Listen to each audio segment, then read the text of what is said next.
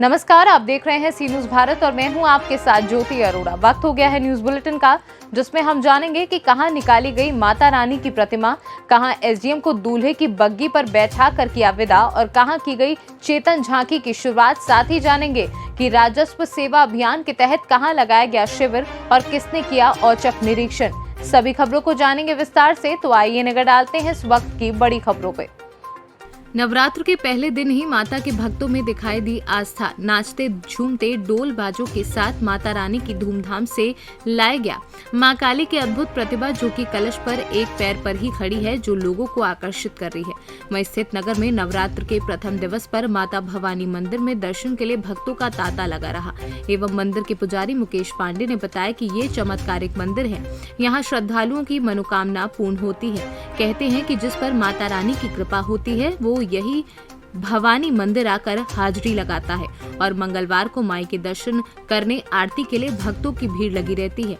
और नगर के आमला के समस्त कलाकारों ने भी माई का गुणगान कर मंदिर में हाजिरी लगाई, जो कि हर साल नवरात्र में लगाते हैं। बैतूल से सीनू संवाददाता सुमित महतकर की रिपोर्ट।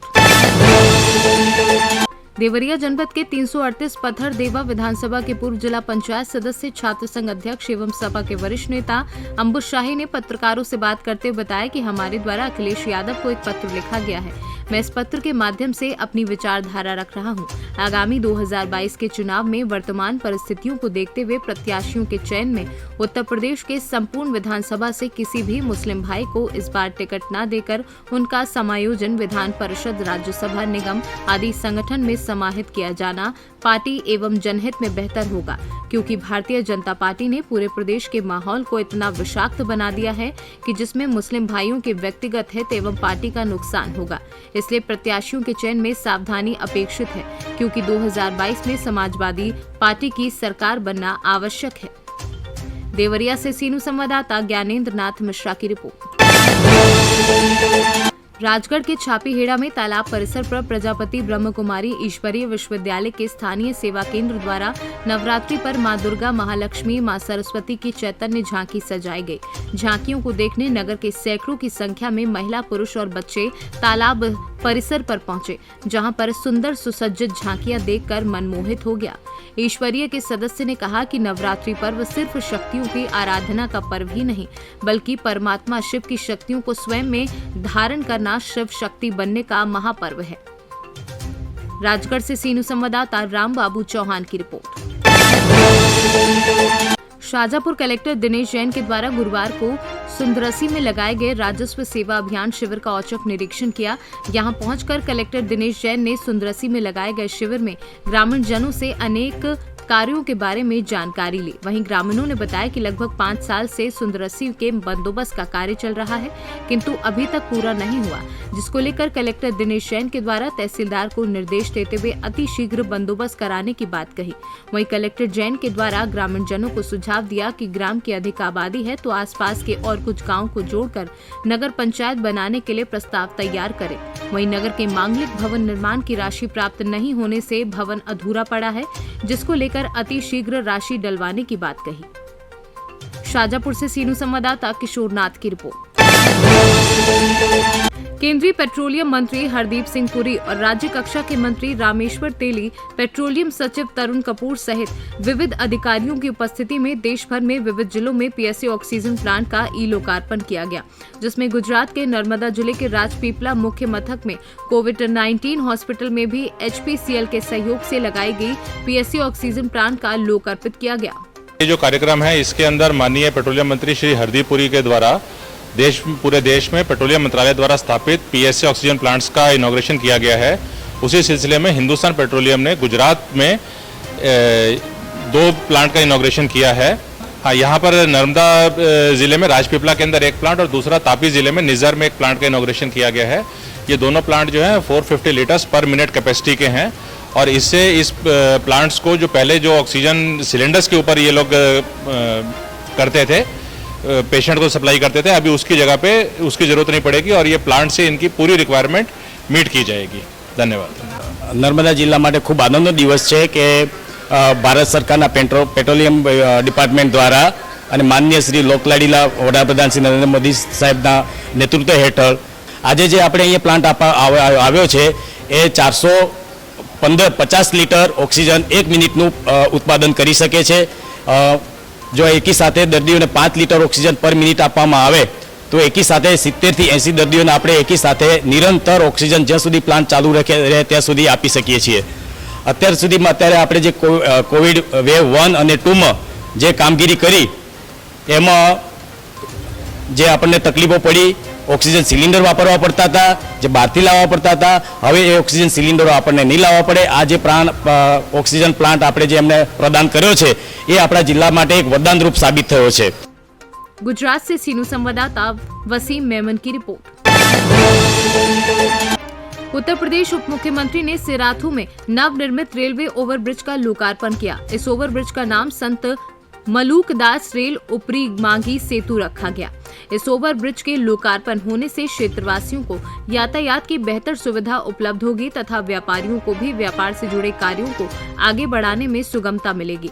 इस अवसर पर उप मुख्यमंत्री ने कहा कि रेलवे ओवरब्रिज न होने से पूर्व में अनेक दुर्घटनाएं होती रहती थी, अब ये दुर्घटनाएं नहीं होंगी। कौशाम्बी से सीनू संवाददाता हर्षित मिश्रा की रिपोर्ट। जनपद मऊ के मोहम्मदाबाद गौना सामुदायिक स्वास्थ्य केंद्र पर लगे 36 लाख का ऑक्सीजन प्लांट का उद्घाटन क्षेत्रीय विधायक श्रीराम सोनकर ने किया। उन्होंने कहा कि कोरोना जैसी बीमारी में ऑक्सीजन के लिए बड़ी कठिनाई लोगों को सामना करनी पड़ी। अब ये ऑक्सीजन प्लांट लग जाने से क्षेत्र के लोगों को ऑक्सीजन मिलती रहेगी और किसी प्रकार की कोई दिक्कत का सामना नहीं करना पड़ेगा। इस मौके पर उप जिलाधिकारी लाल बाबू दुबे ने बताया कि ऑक्सीजन का मतलब होता है जीवन देना। यहाँ पर आने वाले मरीजों के लिए ये काफी लाभकारी होगा। इस अवसर पर अधीक्षक डॉक्टर दिनेश चंद्रा, डॉक्टर संतोष यादव, नगर पंचायत अध्यक्ष शकील अहमद, संजय तिवारी, नंदकिशोर, राममूर्ति यादव व अन्य स्टाफ मौजूद रहा। सर, आज यहाँ ममता सामुदायिक स्वास्थ्य केंद्र पे ऑक्सीजन प्लांट का उद्घाटन किया गया है। सर, इस पर 2 शब्द आप बता दीजिएगा। ऐसा है कि माननीय विधायक जी इस क्षेत्र के हैं, उनके ही सौजन्य से माननीय विधायक निधि से ये लगा हुआ है, उन्हीं के द्वारा आज इसका उद्घाटन किया गया है। और जैसा कि विगत दिनों में ऑक्सीजन को लेकर के जो किल्लतें हुई थी, मैं समझता हूँ कि भविष्य में अब इस क्षेत्र में ऐसी दिक्कत नहीं है। सर, आज ये उद्घाटन किया गया है, किस चीज़ का किया गया है? ये ऑक्सीजन प्लांट है जीवन के लिए, सर, इसका मुख्य देने उद्देश्य के लिए सर कितने? 36 लाख का है, 25 लाख हमारे निधि से लगा हुआ। आपकी निधि से।